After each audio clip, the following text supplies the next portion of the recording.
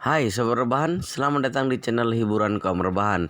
Admin akan membacakan kelanjutan sebuah cerita novel yang sangat seru, yang sangat menarik, yang sangat menghibur, yang sangat layak untuk diikuti dari awal hingga akhir. Sebuah cerita novel yang berjudul The Story of Yi Chen. Tetapi sebelum melanjutkannya, pastikan kalian sudah subscribe channel ini dan aktifkan lonceng notifikasinya agar tidak ketinggalan jika admin upload video terbaru. Jika kalian menyukai cerita seperti ini, jangan lupa like jika berkenan, share juga ke teman-teman lainnya agar teman-teman lainnya juga mendapatkan informasi dan hiburan di channel ini. Baik, kita lanjutkan di part ke 566 bertepatan dengan bab ke 2822.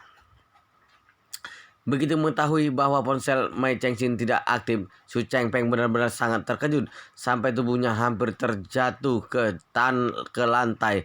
Suan Pengnian adalah seorang pembunuh yang sudah membunuh banyak orang tanpa pandang bulu. Tidak aneh kalau dia tiba-tiba menghilang. Namun siapa yang menyangka bahwa pria berusia 100 tahun yang sama sekali tidak pernah membunuh orang juga ikut menghilang. Su Chengpeng berkata dengan gemetaran, apa jangan-jangan pria itu juga tidak akan melepaskan pria tua yang sudah berusia 100 tahun itu? Su Ansun menyeka keringat dingin yang mengalir di wajahnya lalu berkata, Tuan, mobil Suan Pengnian disambar petir sampai hancur berkeping-keping. Dia tidak mungkin bisa menghindari serangan itu. Sedangkan mengenai Mai Chengxin, aku rasa ada dua kemungkinan. Dia bisa saja mati atau melarikan diri. Melarikan diri? Su Chengpeng mengerutkan keningnya. Beberapa detik kemudian, dia mengangguk dan berkata, pria tua itu bisa memperkirakan hal apa yang akan terjadi. Mungkin dia tahu kalau akan ada bahaya yang akan datang. Oleh karena itu, dia memutuskan untuk melarikan diri terlebih dahulu. Setelah mengatakan ini, dia menghela nafas dalam-dalam lalu berkata lagi, terlepas dari apakah pria tua itu masih hidup atau sudah mati, dari sepenglihatanku aku sudah tidak bisa memanfaatkannya lagi. Kemungkinan besar Suan Pengnian juga sudah taman. Saat ini sudah benar-benar tidak punya kartu lagi di tanganku. Su Ansun langsung berkata, Tuan, apa yang akan kita lakukan setelah ini? Su Chengpeng menggelengkan kepalanya dan bergumam, aku juga tidak tahu. Pada saat yang sama, Su Jiyu datang ke hotel Buckingham Palace dengan alasan ingin mengunjungi Ito Yuhiko. Adik perempuan Ito Yuhiko, Ito Emi, datang ke lobi hotel untuk menyambut kedatangannya. Setelah itu, dia mengantarnya ke kantor Ito Yuhiko. Namun pada saat ini Ito Yuhiko sedang menikmati pijatan di tempat spa dan orang yang ada di dalam kamarnya tidak lain dan tidak bukan adalah Yi Chen. Dia sudah menunggu di sana untuk bertemu dengan Su Jiyu. Ito Emi menekan bel pintu kamar tersebut lalu membuka pintunya dan berjalan masuk. Setelahnya dia langsung berkata kepada Yi Chen dengan hormat, Tuan Yi, Nona Su sudah datang. Yi Chen mengangguk. Terima kasih Nona itu. Itu Emi buru-buru berkata, sama-sama Tuan Yi. Kalau begitu aku permisi dulu. Silakan Anda mengobrol dengan Nona Su. Setelah mengatakan ini, dia langsung memberi jalan kepada Su Jiyu untuk masuk ke dalam kamar tersebut. Kemudian dirinya berjalan keluar dari sana. Ketika berjalan memasuki kamar tersebut, detak jantung Su Jiyu terus meningkat. Sekarang begitu melihat sosok Yi Chen yang sedang duduk di sofa dekat detak jantungnya bahkan menjadi lebih cepat lagi. Dia membungkukkan tubuhnya ke arah Yi Chen dengan gugup. Namun pada saat yang sama dia juga merasa bersemangat. Dia langsung menyapa, Dermawan. Yi Chen tersenyum ringan. Setelah menyuruhnya untuk duduk di sofa, dia bertanya kepadanya, bagaimana kabarmu belakangan ini? Su Jiyu menjawab dengan cepat, cukup baik, terima kasih atas perhatian Anda. Yi Chen mengangguk, lalu bertanya lagi, aku mendengar bahwa kamu mengambil grup ekspedisi ocehan dari tangan kakekmu. Apa itu benar? Ya, itu benar, Su Jiyu berkata. Anda menyuruhku untuk menjadi kepala keluarga Su dalam waktu 3 tahun. Aku tidak tahu aku bisa melakukan itu atau tidak. Tetapi aku sudah mengambil langkah pertamaku. Yi Chen mengangguk dan berkata, langkah yang kamu ambil ini sangat bagus. Aku termasuk sudah memaksimalkan keuntungan yang kamu miliki. Su Jiyu tidak bisa menyembunyikan rasa malunya. Dia langsung berkata, terima kasih atas pujian Anda, dermawan. Yi Chen bertanya lagi, lalu apa rencanamu selanjutnya? Saat ini grup ekspedisi Ochen milik keluarga Su sudah sepenuhnya diblokir. Kalau kamu tidak segera mencari jalan keluar, bisnis ini bisa hancur di tanganmu. Iya, Su Jiyu berkata, sebelum ini aku memang sudah berniat untuk menemui Anda. Aku ingin mengobrol dengan Anda. Tapi ternyata Anda menghubungiku lebih dulu. Sebenarnya aku bahkan berencana untuk langsung menjual seluruh grup ekspedisi Ocean. Kemudian uang hasil penjualannya akan aku gunakan untuk menjalankan bisnis yang lain. Tetapi setelah aku pikir-pikir lagi, kalau aku menjual grup ekspedisi Ocean milik keluarga Su, maka kakekku pasti akan membenciku setengah mati. Dan seluruh keluarga Su juga akan menganggapku sebagai musuh. Kalau ini terjadi, mungkin selamanya aku tidak akan punya kesempatan untuk menjadi kepala keluarga Su.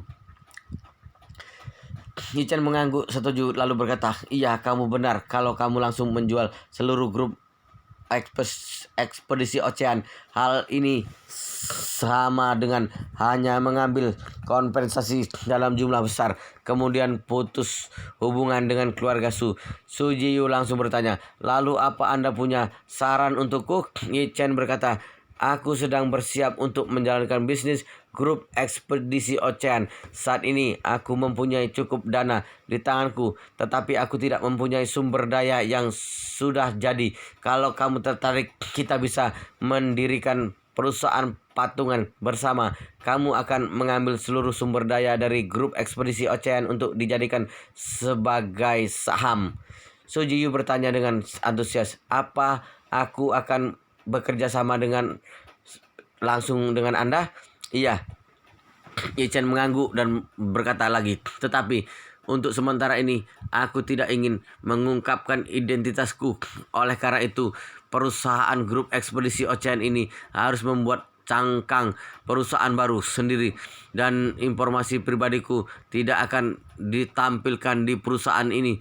Su Jiyu tahu kalau Yi Chen selalu rendah hati, jadi dia langsung berkata, hal apapun yang keluar dari mulut Anda, aku pasti akan langsung melaksanakannya. Aku akan segera mengintegrasikan seluruh sumber daya yang bisa diintegrasikan. Aku akan mengabdi kepada Anda dengan sepenuh hati. Yi Chen berkata dengan serius, aku tidak ingin kamu bersedia bekerja sama denganku hanya karena aku pernah menyelamatkanmu sebelumnya. Berhubung ini adalah kerjasama bisnis, masing-masing dari kita harus mendapatkan apa yang kita butuhkan. Jangan sampai memberikan segala sesuatu kepada pihak lain secara cuma-cuma hanya karena merasa berhutang budi. Setelah mengatakan ini, Yi Chen menambahkan lagi, persyaratan dariku untuk kerjasama ini adalah aku akan menginvestasikan 10 miliar dolar secara tunai. Pada saat yang sama, aku akan menggunakan semua sumber daya yang bisa aku integrasikan menjadi modal saham. Sedangkan kamu akan mengintegrasikan seluruh grup ekspedisi Ocean untuk perusahaan baru yang akan didirikan. Aku akan mendapatkan 51%, sedangkan kamu 49%. Kalau kamu sudah yakin untuk bekerja sama denganku, aku akan mulai membuat pengaturan berikutnya setelah ini. Su Jiyu langsung berkata tanpa ragu, aku yakin. Yi Chen mengangguk lalu berkata dengan serius, baiklah, kalau begitu setelah ini aku akan membantumu untuk mendapatkan lebih banyak sumber daya lagi dan juga untuk mengambil inisiatif. Setelah mengatakan ini, dia mengambil ponselnya dan menghubungi Chen Jekai. Begitu panggilan tersebut tersambung, dia langsung berkata, Tuan Chen, tolong bawakan ponsel Mai Chengxin kemari. Setelah panggilan itu berakhir, Chen Jekai bergegas mengambil sebuah ponsel yang sedang dalam kondisi mati, lalu memberikannya kepada Yi Chen.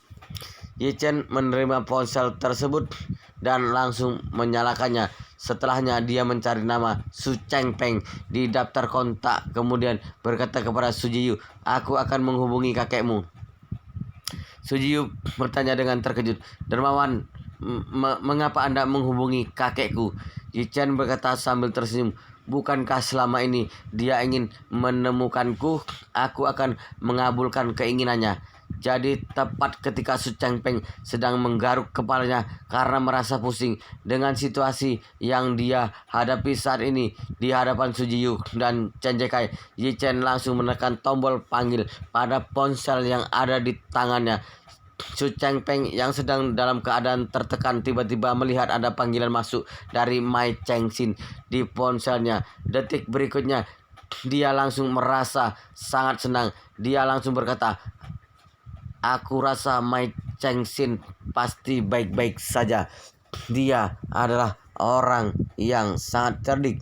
Begitu merasakan adanya bahaya, dia pasti langsung melarikan diri." Setelah mengatakan ini, dia langsung menerima panggilan masuk di ponselnya. Itu lalu berkata, "Paman Mai, Anda kemana saja? Seharian ini aku mencarimu, tetapi aku tidak bisa menemukanmu." Di ujung telepon, Yi Chen menyeringai dan berkata, "Kamu tidak perlu mencarinya. Dia sudah berada di kendaliku."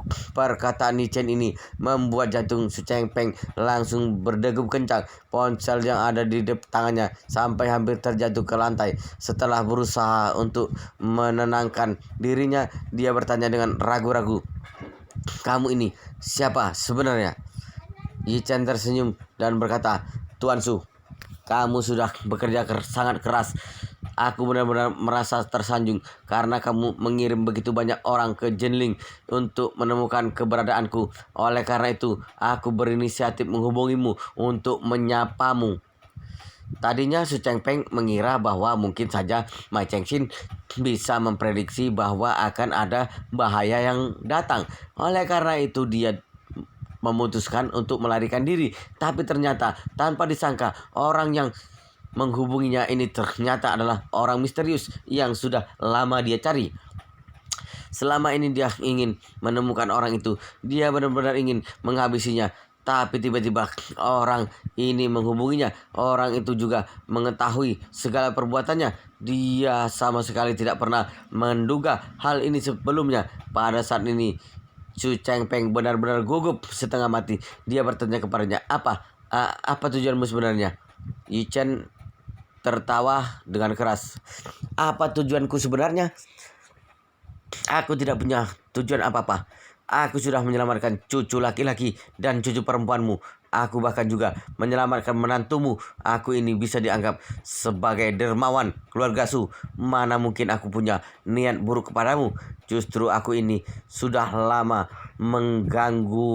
mengagumimu, Tuan Su yang sangat terhormat. Aku ingin mencari kesempatan untuk bisa mengobrol dengan Tuan Su sambil minum anggur dan membicarakan soal anggur." Kamu, Su Chengpeng benar-benar sangat panik. Dia tidak bisa menahan dirinya untuk tidak bertanya, "Aku belum pernah bertemu denganmu sebelumnya. Aku tidak pernah mencari masalah denganmu. Sebenarnya apa yang kamu inginkan? Apa yang harus aku lakukan untuk membuatmu mengakhiri semua ini?" Yi Chen tersenyum dan berkata, "Tuan Su, aku tidak mungkin mengakhiri semua ini. Tujuanku menghubungimu ini bukan untuk berdamai denganmu, melainkan untuk memberitahumu sesuatu. Sebelum hari ini, kamu selalu melawan dan menantangku. Kamu sendirilah yang memulainya. Kamu menyusun berbagai rencana jahat untuk mencariku. Tetapi setelah hari ini, aturan mainnya berubah. Sekarang giliran aku yang mencarimu. Aku harap kamu bisa bersembunyi dengan baik di Suhang. Jangan sampai aku bisa menemukanmu dengan mudah. Kalau aku bisa menemukanmu dengan mudah, permainannya tidak akan menarik." Setelah mengatakan ini, Yi Chen langsung mengakhiri panggilan tersebut. Kemudian dia juga langsung mematikan ponsel Mai Chengxin lagi. Begitu Yi Chen mematikan ponsel itu, Su Jiyu yang duduk di sampingnya hanya terdiam karena sangat terkejut sampai tidak bisa berkata-kata. Sedangkan Chen Jekai tidak bisa menahan dirinya untuk tidak bertanya, "Tuan Muda, apa Anda berencana untuk menyerang lebih dulu? Anda akan pergi mencari Su Chengpeng untuk membalas semua perbuatannya?" "Tentu saja tidak." Yi Chen tersenyum dan berkata dengan santai, kalau aku pergi mencarinya dan membalas semua perbuatannya sekarang, bukankah itu akan sangat menguntungkan anak-anaknya yang masih tersisa dan juga keluarga Yi? Setelah mengatakan ini, Yi Chen berkata lagi, kalau aku membunuh Su Chengpeng sekarang, maka aku tidak hanya tidak mendapatkan keuntungan apa-apa, melainkan malah mewujudkan mimpi keluarga Su yang menantikan perpisahan keluarga mereka. Kalau hal ini terjadi, keluarga Yi juga akan ikut mendapatkan keuntungan tanpa perlu berbuat apa-apa, sedangkan aku sendiri tidak mendapatkan apa-apa. Aku tidak sebodoh itu untuk melakukan hal semacam itu. Chen Jekai bertanya lagi dengan bingung, lalu mengapa tadi Anda berkata seperti itu kepada Su Chengpeng? Yi Chen berkata sambil tersenyum, aku hanya ingin menakut-nakuti dia. Anjing tua itu terus memainkan boneka-bonekanya di belakang layar sepanjang hari. Ketika ada sesuatu yang terjadi kepada bonekanya, dia berpikir bahwa kalau dia memotong talinya, maka dia akan baik-baik saja. Mulai sekarang hal menyenangkan semacam ini tidak akan terjadi lagi. Setelah mengatakan ini, Yi Chen tersenyum penuh arti. Kamu percaya tidak kalau pria tua itu saat ini sedang ketakutan setengah mati? Aku percaya. Chen Jekai tersenyum dan berkata, Suan Fengnian dan Mai Chengxin menghilang. Anda juga sudah memberitahunya bahwa sekarang ini adalah giliran Anda untuk berbalik menyerangnya. Dia pasti benar-benar ketakutan setengah mati. Yi Chen berkata sambil tersenyum, aku menghubunginya hanya untuk memberinya sedikit tekanan. Chen Jekai mengangguk sambil tersenyum dan berkata, dia pasti akan melarikan diri. Mungkin dia akan pergi ke Suhang hari ini juga. Yi Chen berkata dengan santai, menurutku masalah terbesarnya saat ini adalah dia tidak tahu harus melarikan diri kemana. Kalau dia tetap berada di Tiongkok, kemanapun dia bersembunyi, keberadaannya pasti akan mudah ditemukan. Tetapi meskipun kalau melarikan diri ke luar negeri akan membuatnya lebih aman, dia tidak akan berani pergi. Chen Jekai bertanya dengan bingung, mengapa begitu? Yi Chen balik bertanya kepadanya, kalau kamu adalah seorang kaisar di zaman dulu, apa kamu berani meninggalkan negaramu? Chen Jekai langsung memahami maksud perkataan Yi Chen. Tuan muda, aku mengerti maksud Anda. Ada banyak sekali orang yang mengawasi dan mengincar posisi Su Chengpeng sebagai kepala keluarga. Dalam situasi seperti sekarang ini, dia tidak mungkin berani meninggalkan Tiongkok. Benar sekali. Yi Chen mengangguk dan berkata sambil tersenyum, Su Chengpeng sepertinya mempunyai 5 anak laki-laki. Anak sulung dan anak keduanya sudah ada di tanganku. Masih tersisa 3 lagi. Ketiga orang ini pasti sangat menantikan untuk menjadi penerusnya. Setelah mengatakan ini, Yi Chen berkata lagi, sebenarnya pada awalnya ketiga orang ini mungkin tidak pernah mempunyai pemikiran seperti itu. Namun hilangnya kakak pertama dan kakak kedua mereka itu membuat masing-masing dari mereka mempunyai pemikiran bahwa mereka juga mempunyai kesempatan untuk menjadi penerus ayah mereka. Bahkan Su Chengpeng juga mempunyai beberapa orang cucu.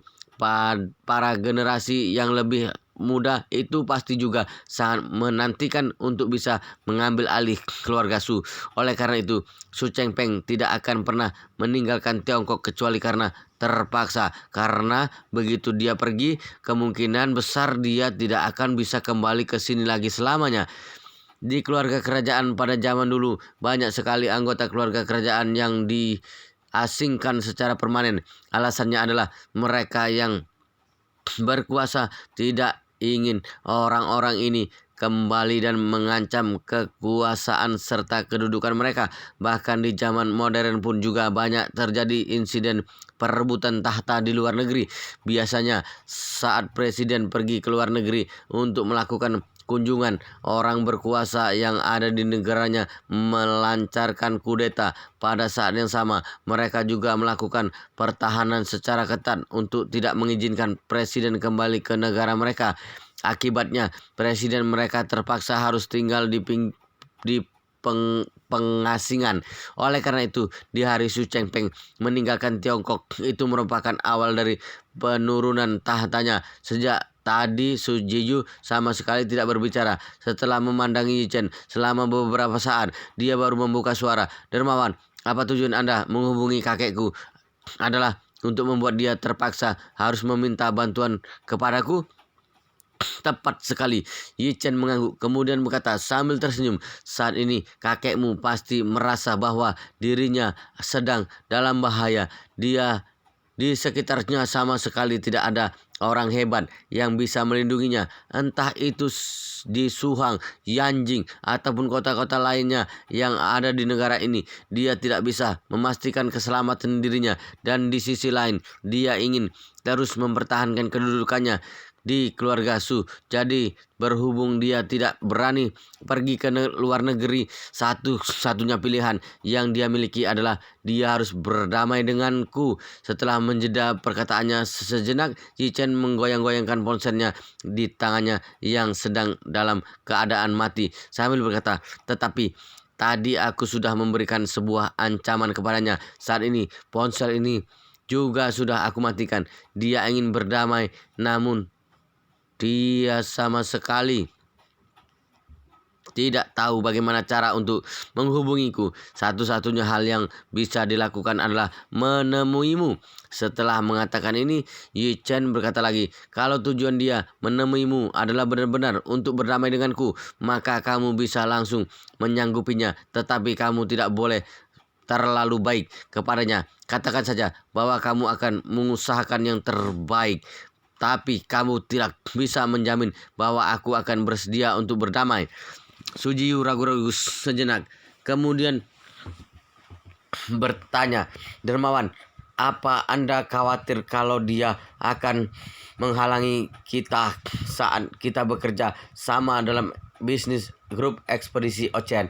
"Benar sekali," Yi Chen berkata dengan serius. "Nilai pasar bisnis grup ekspedisi Ocean milik keluarga Su itu kalau dalam keadaan normal setidaknya mencapai 300 sampai 400 miliar yuan. Bahkan meskipun sedang menghadapi masalah seperti sekarang ini, jumlah aset tetap yang sebenarnya paling tidak 200 miliar. Kakekmu menyerahkan sepotong kue yang berukuran besar itu hanya untuk dititipkan kepadamu, bukan untuk membiarkanmu mengambil pisau dan garpu lalu memakannya. Begitu kamu bekerja sama denganku dengan membawa seluruh grup ekspedisi Ocean itu, di mata kakekmu ini ibarat seorang anak kecil yang menjual kebun milik ayahnya begitu saja tanpa ada penyesalan sedikit pun. Kamu benar-benar sudah menyentuh harta berharganya. Dia pasti akan melakukan segala cara untuk mendapatkan hartanya kembali. Bahkan dia tidak akan keberatan kalau harus bermusuhan denganmu lagi." Setelah mengatakan ini, Yi Chen mengembalikan arah perkataannya. Dia berkata sambil tersenyum, "Tetapi kamu tidak perlu khawatir. Begitu kamu menyanggupi permintaannya untuk membantunya berdamai denganku, dia tidak akan pernah memalingkan wajahnya darimu. Karena itu, sementara ini aku tidak punya waktu untuk berurusan dengannya. Jadi aku menghubungi dia dan mengancamnya bahwa aku akan pergi mencarinya. Tetapi ini hanyalah sebuah serangan tipuan.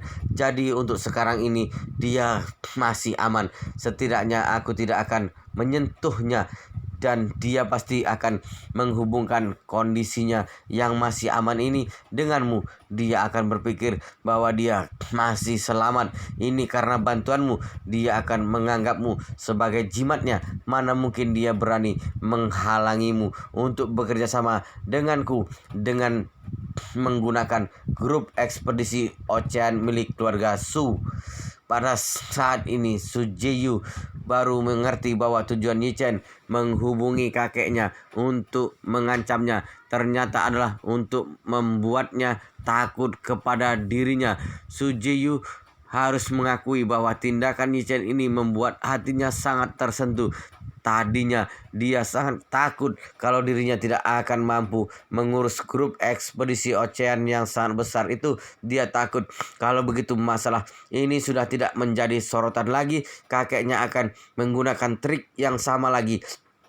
Dia akan memikirkan cara untuk merebut kembali potongan kue yang sangat besar ini. Namun dengan panggilan telepon yang dilakukan oleh Yi Chen tadi, Su Jiyu yakin bahwa untuk beberapa waktu ke depan dia tidak perlu mengkhawatirkan bahwa dirinya akan berada dalam bahaya. Jadi dia berdiri dari tempat duduknya, kemudian membukukan tubuhnya ke arah Yi Chen dan berkata dengan hormat kepadanya, "Dermawan, oh maksudku Tuan Yi, terima kasih banyak. Aku benar-benar sangat berterima kasih kepada Anda." Yi Chen melambaikan tangan dan berkata dengan santai, "Aku bukan hanya membantumu, melainkan juga membantu diriku sendiri. Selain itu, aset grup ekspedisi Ocean yang ada di tanganmu itu sangat banyak. Sedangkan yang ada di tanganku bisa dikatakan masih berupa cangkang kosong. Meskipun aku akan menginvestasikan 10 miliar dolar seperti yang aku janjikan tadi, tetapi kalau dibandingkan, yang lebih diuntungkan di sini adalah aku." Su Jiyu buru-buru berkata, tidak seperti itu. Aku sangat kesulitan untuk merevitalisasi grup ekspedisi ocean itu. Paling-paling aku hanya bisa menjualnya dengan harga murah. Kalau bekerja sama dengan Anda, aku tidak hanya bisa merevitalisasi aset ini, melainkan juga mempunyai lebih banyak ruang untuk mengembangkannya. Jadi kita berdua saling menguntungkan. Yi Chen tersenyum ringan. "Kamu benar, kerjasama bisnis memang saling menguntungkan." Setelah mengatakan ini, dia berkata lagi, "Untung saja kamu mengatakan bahwa kedatanganmu ke sini hari ini adalah untuk menemui Ito Yuriko. Dengan begitu kita bisa mengklaim ke dunia luar bahwa perusahaan baru yang akan kita dirikan ini merupakan kerjasama antara kamu dengan keluarga itu. Dulu kakekmu selalu ingin berhubungan dengan keluarga itu. Dia mungkin akan berpikir bahwa kamu sudah mewujudkan keinginannya. Hal ini akan membuatnya lebih menyadari dan mengakui kemampuanmu." Su Jiyu mengangguk dan berkata dengan sangat berterima kasih, "Aku mengerti. Aku akan mengikuti semua rencana dan pengaturan Anda." Yi Chen melihat ke arah jam, kemudian berkata sambil tersenyum, "Sepertinya tidak lama lagi kakekmu akan menghubungimu. Sebelum itu, kamu sudah harus tahu hal-hal apa saja yang akan kamu katakan kepadanya nanti." Pada waktu yang bersamaan di villa keluarga Su di Suhang, saat ini Su Chengpeng benar-benar ketakutan sampai wajahnya menjadi sangat pucat. Hal yang dia rencanakan sebenarnya adalah dia menyuruh Suan Pengnian dan Mai Chengxin untuk menemukan pria misterius itu, kemudian langsung menyingkirkannya saat dia sedang lengah. Namun siapa yang menyangka bahwa kedua orang suruhannya itu ternyata sudah ada di tangan pria itu. Mereka bahkan juga mengkhianati dirinya dengan membongkar identitasnya yang merupakan orang di balik layar. Akibatnya pria itu menghubungi dirinya dan mengatakan bahwa dia akan merubah aturan mainnya. Bagaimana mungkin dirinya tidak merasa takut? Terutama pria itu juga mengetahui secara akurat bahwa dirinya berada di Suhang. Jarak antara Jinling dengan Suhang sangatlah dekat. Bisa saja saat dia tidur nanti malam, lehernya akan langsung digorok oleh pria itu. Su Ansun yang ada di sampingnya bertanya dengan cemas, "Tuan, apa rencana Anda setelah ini?" Su Chengpeng tidak bisa menyembunyikan rasa gugupnya. "Tadi kamu juga mendengarnya. Suan Fengnian dan Mai Chengxin ada di tangan pria itu. Pria itu benar-benar bukan orang sembarangan. Pria tua yang sudah berusia 100 tahun saja tidak dia lepaskan, apalagi aku." Setelah mengatakan ini, Su Chengpeng menghela napasnya, kemudian berkata dengan suara yang sedikit bergetar, "Ditambah lagi, sekarang pria itu juga mengetahui bahwa aku berada di Suhang.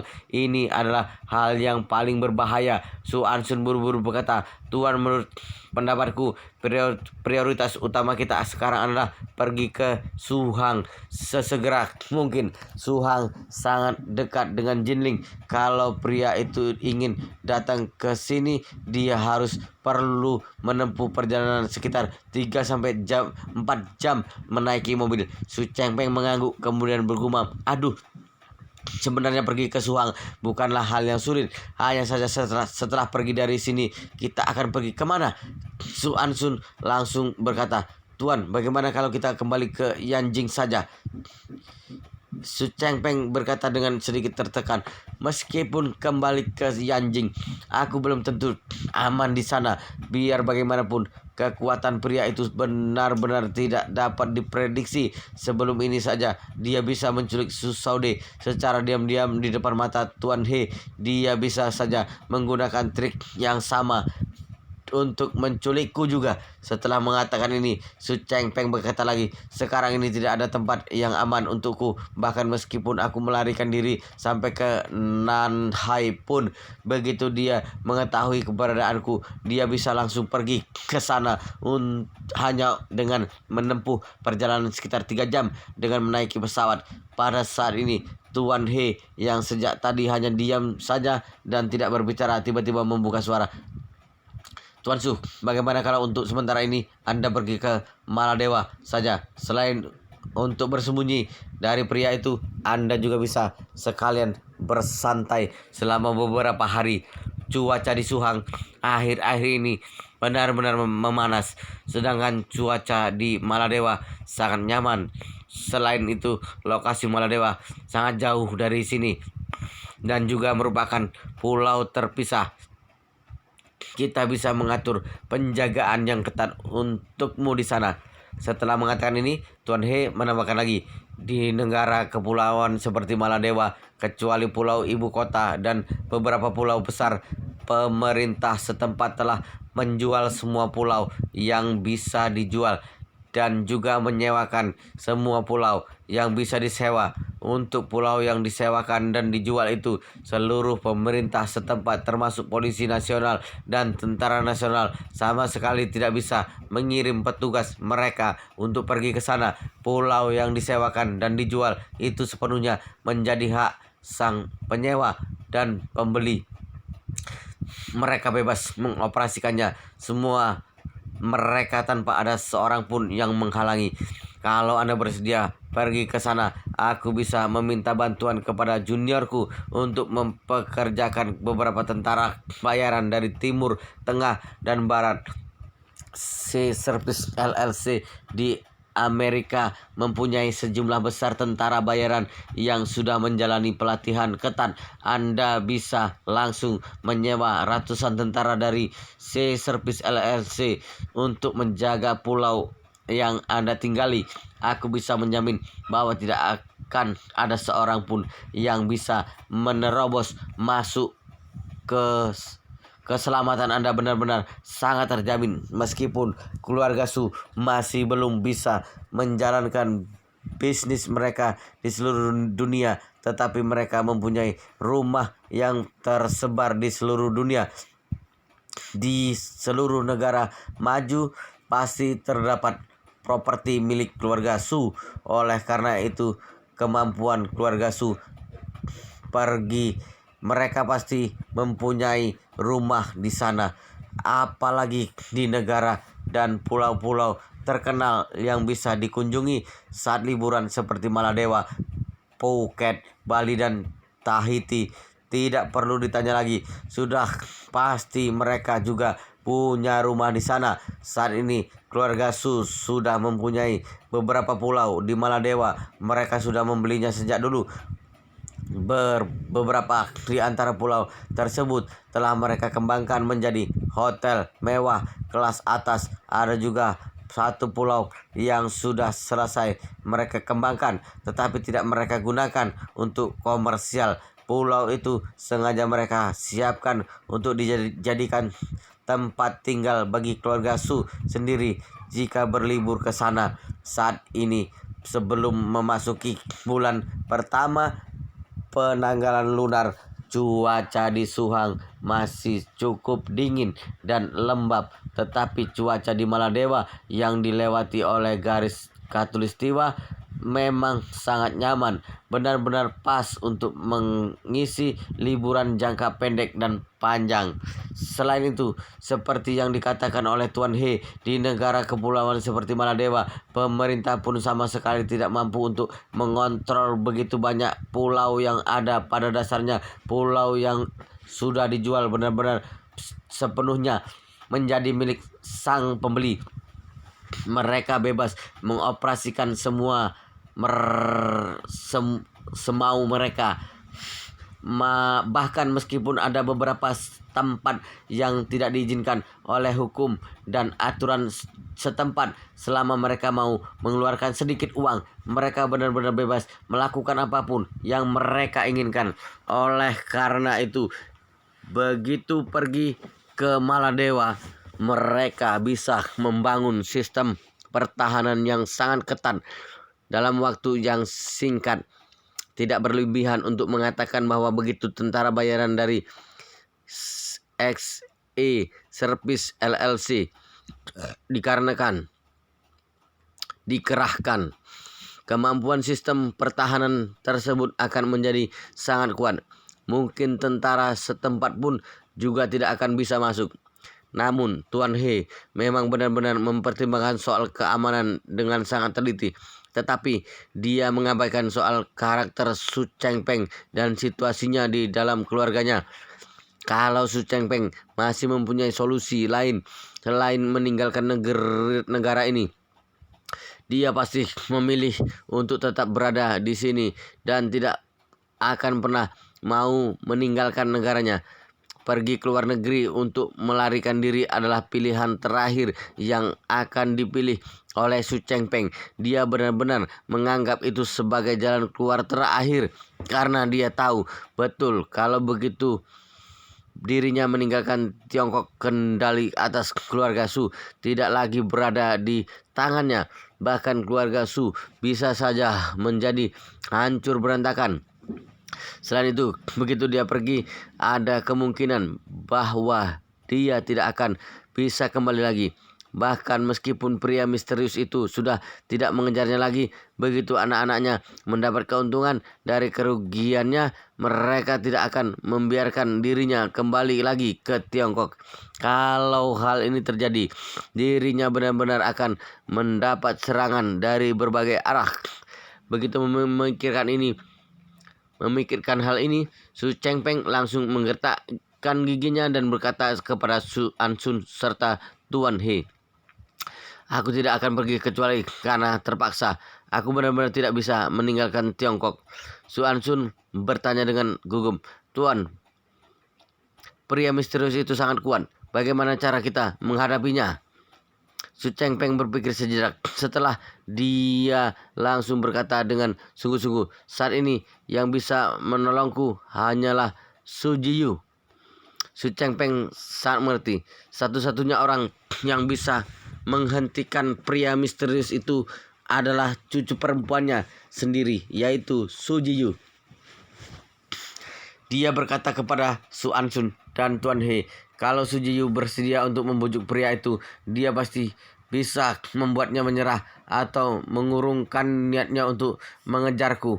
Su Ansun mengangguk berulang kali, kemudian berkata, sepertinya pria misterius itu mempunyai perasaan yang mendalam terhadap Nona Jiyu, karena kalau tidak, dia tidak mungkin datang jauh-jauh dari Jepang ke Jinling hanya untuk melindunginya. Kalau Nona Jiyu benar-benar bisa membujuk pria itu seperti kata Anda barusan, mungkin saja Nona Jiyu bisa mengubah masalah besar menjadi masalah kecil dan mengubah masalah kecil menjadi tidak ada. Su Chengpeng menghela napasnya dan berkata, "Aku tidak bisa melawannya, juga tidak bisa bersembunyi darinya. Satu-satunya hal yang bisa aku lakukan adalah memohon belas kasihan kepadanya." Tuan He tidak bisa menahan diri untuk tidak bertanya, "Tuan Su, aku cukup memahami karakter Nona Jiyu. Menurutku, sepertinya Nona Jiyu belum tentu mau untuk melakukan itu. Memang Su Chengpeng berkata dengan sedikit tertekan. Gadis itu mempunyai keinginan dan ambisi yang sangat besar. Pada konferensi pers waktu itu hanya untuk membuat dia tutup mulut saja. Aku harus memberinya sebuah grup ekspedisi Ocean milik keluarga Su. Kalau kali ini aku meminta bantuan kepadanya lagi, aku tidak tahu apa lagi yang akan dia minta. Setelah mengatakan ini, ekspresi wajah Su Chengpeng berubah menjadi suram. Dia bergumam, alasan mengapa aku memberikan grup ekspedisi Ocean itu kepadanya adalah aku ingin melihat apakah dia bisa merevitalisasi bisnis itu atau tidak. Kalau tidak bisa, pada akhirnya grup ekspedisi Ocean memang akan mati. Jadi entah mati atau mati di tangan Jiyu atau di tanganku, itu tidak ada bedanya. Tetapi kalau dia bisa merevitalisasinya cepat atau lambat, aku akan mendapatkan kembali modal beserta keuntungan yang dia dapatkan dari bisnis itu. Tetapi kalau dia menginginkan bisnisku yang lain, aku tidak bisa memberikannya. Aku tidak bisa memotong dagingku lagi. Su Ansun berkata, Tuan, mengapa Anda tidak mencoba menghubungi Nona Jiu untuk mencari tahu dulu? Benar sekali.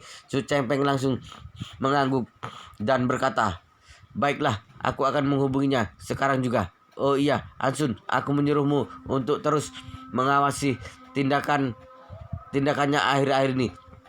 Apa yang dia lakukan beberapa hari ini.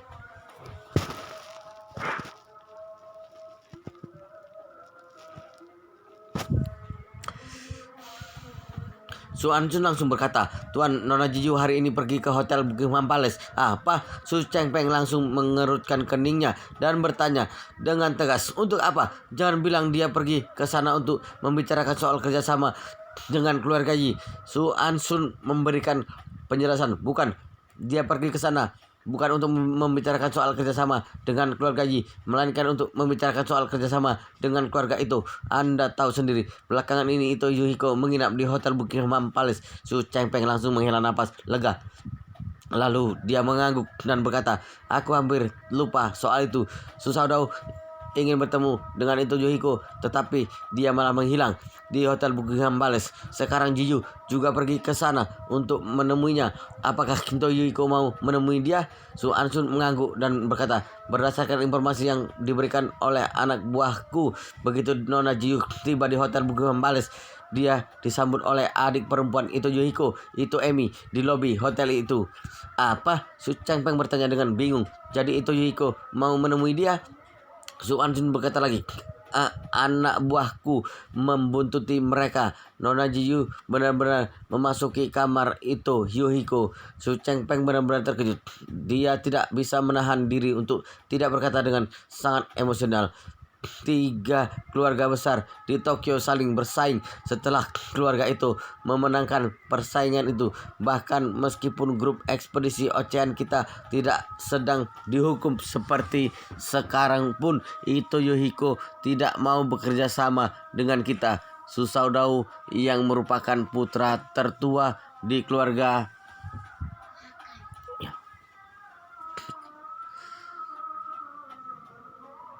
Su, yang di mata orang-orang merupakan ahli waris keluarga Su, saja tidak bisa membuat Ito Yuhiko bersedia untuk menemui dirinya.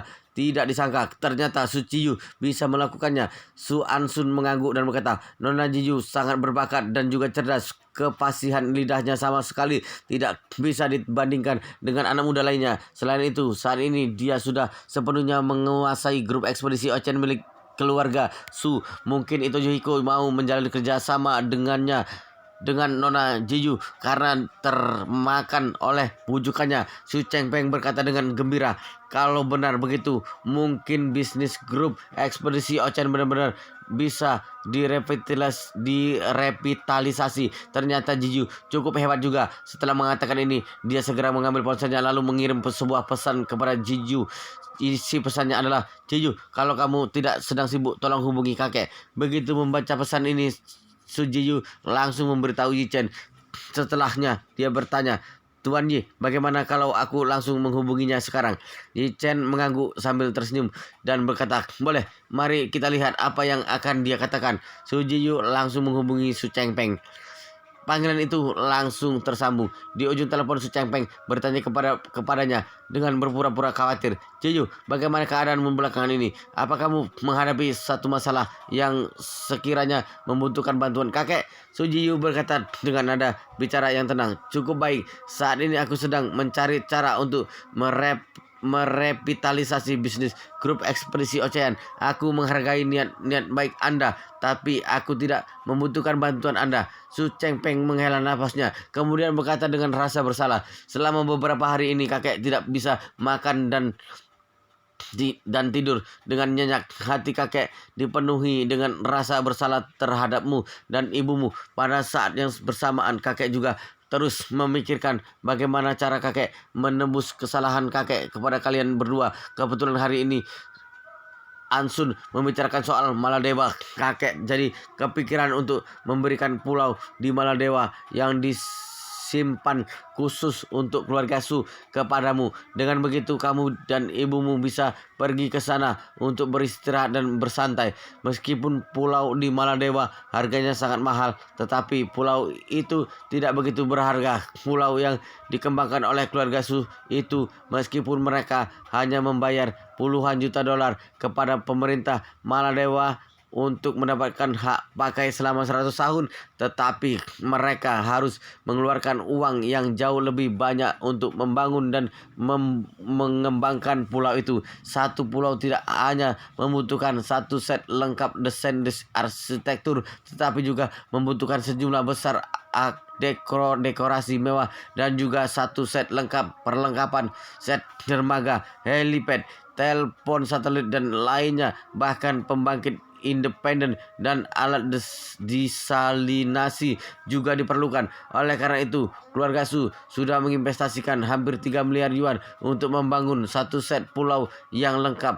Pada awalnya Su Chengpeng menganggap pulau itu sebagai surga di bumi, tempat yang bisa dia gunakan untuk menghabiskan masa tuanya nanti. Oleh karena itu, dia benar-benar memaksimalkan pengembangan pulau itu. Kalau meminta dia untuk memberikan pulau itu kepada Su Jiyu, dia pasti tidak akan rela, tetapi dia hanya sekedar mengatakan itu kepada Su Jiyu untuk berbahasa basi. Dia ingin memberikan kesan yang baik di hati cucunya. Berdasarkan pemahamannya terhadap Su Jiyu, dia merasa bahwa Su Jiyu tidak mungkin menginginkan pulau itu. Alasan adalah, pertama, saat ini Su Jiyu pasti memusatkan seluruh perhatiannya pada bisnis grup ekspedisi Ocean.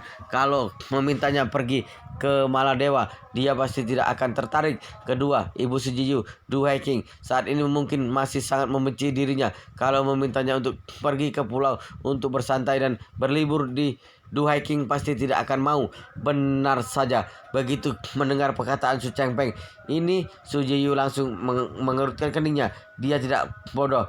Dari perkataan kakeknya ini, setidaknya 90% adalah kebohongan. Namun dia sama sekali tidak tertarik dengan pulau di Maladewa itu. Ketika Su Jiyu hendak menolak tawaran kakeknya, dia melihat bahwa Yichen sedang mengedipkan matanya ke arahnya. Pria itu memberikan isyarat kepadanya untuk menerima tawaran itu. Jadi dengan sedikit ragu-ragu, dia berkata, terima kasih kakek, terima kasih banyak. Kalau begitu, aku minta tolong pada kakek untuk memerintahkan pengurus Su datang ke Jinling untuk membawakan sertifikat kepemilikan pulau itu ya. Setelah mengganti kepemilikannya menjadi atas namaku, aku akan mengajak ibuku pergi ke sana untuk bersantai. Begitu mendengar ini, Su Chengpeng langsung merasa seolah-olah daging di tubuhnya disayat. Rasanya sakit sekali. Dia berkata di dalam hatinya, aku hanya sekedar berbahasa basi. Mengapa kamu benar-benar menerimanya? Kamu masih muda. Untuk apa kamu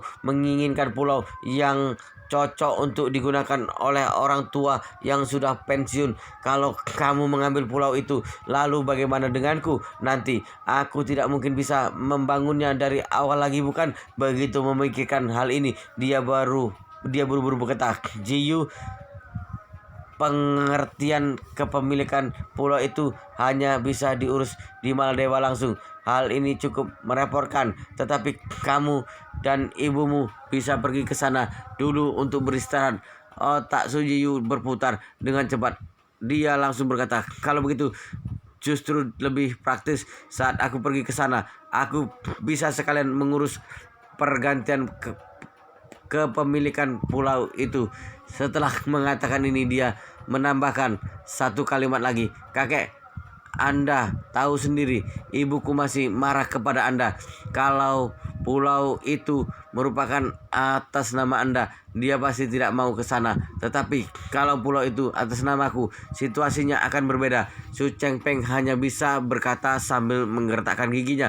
Iya, kamu benar. Kakek tidak memikirkan hal itu. Ya sudah, kalau begitu saat kamu punya waktu, pergi ke sana.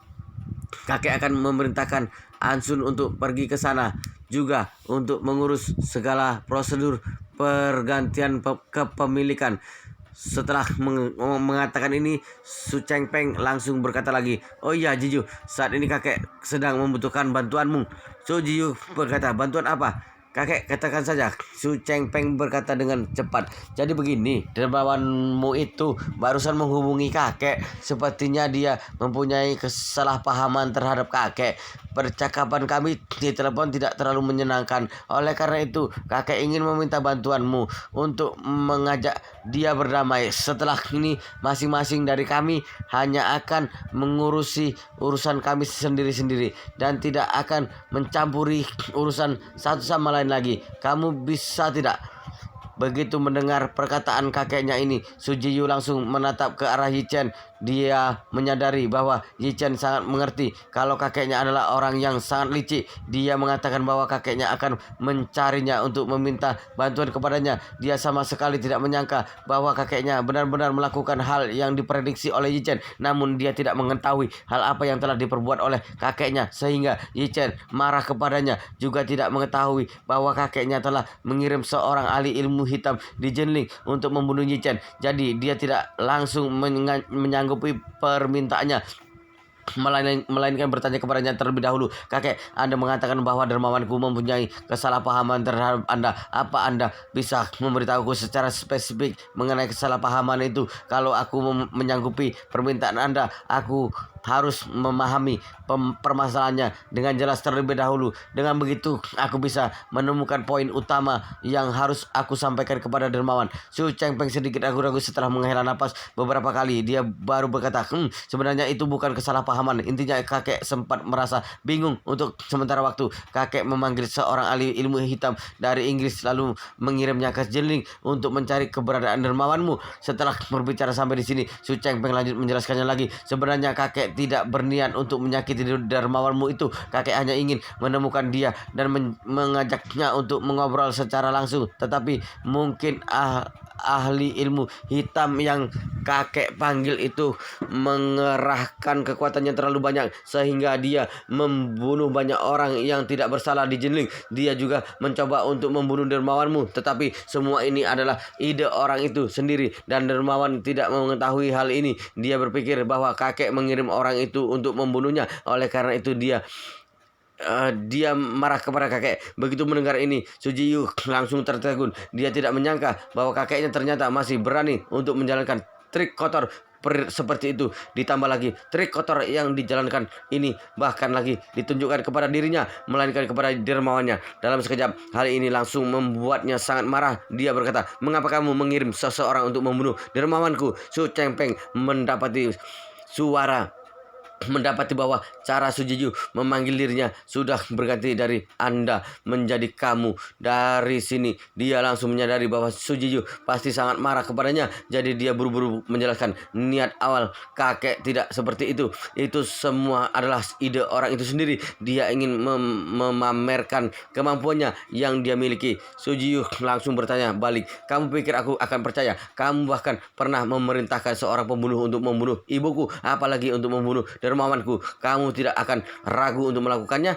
Su Chengpeng tahu kalau perdebatannya untuk cucunya ini tidak ada gunanya. Jadi dia hanya bisa berkata dengan tidak berdaya, "Giyu, tidak ada gunanya kita membicarakan hal ini sekarang. Kakek berjanji bahwa kakek tidak akan pernah mengulangi kesalahan yang sama di masa depan. Kakek benar-benar berharap kamu bersedia untuk membujuk dermawan itu. pun saat ini Su Jiyu benar-benar sangat marah, tetapi dia teringat dengan hal yang dijelaskan oleh Yi Chen tadi. Jadi dia berusaha menenangkan dirinya. Kemudian berkata, sekarang aku sedang berbicara empat mata dengan Ito Yoiko dari keluarga itu di hotel Buckingham Palace. Aku tidak begitu mengetahui soal situasi dermawanku saat ini, tapi setelah selesai berbicara dengan Tuan itu, aku akan mencoba untuk membujuk dermawan. Aku akan mengusahakan yang terbaik. Setelah mengatakan ini, Su Jiyu memberikan sebuah peringatan tegas kepadanya. Kakek, aku harus memperjelas satu hal kepadamu. Dermawanku itu sudah menyelamatkanku 2 kali. Dia sudah menyelamatkan ibuku dan kakakku.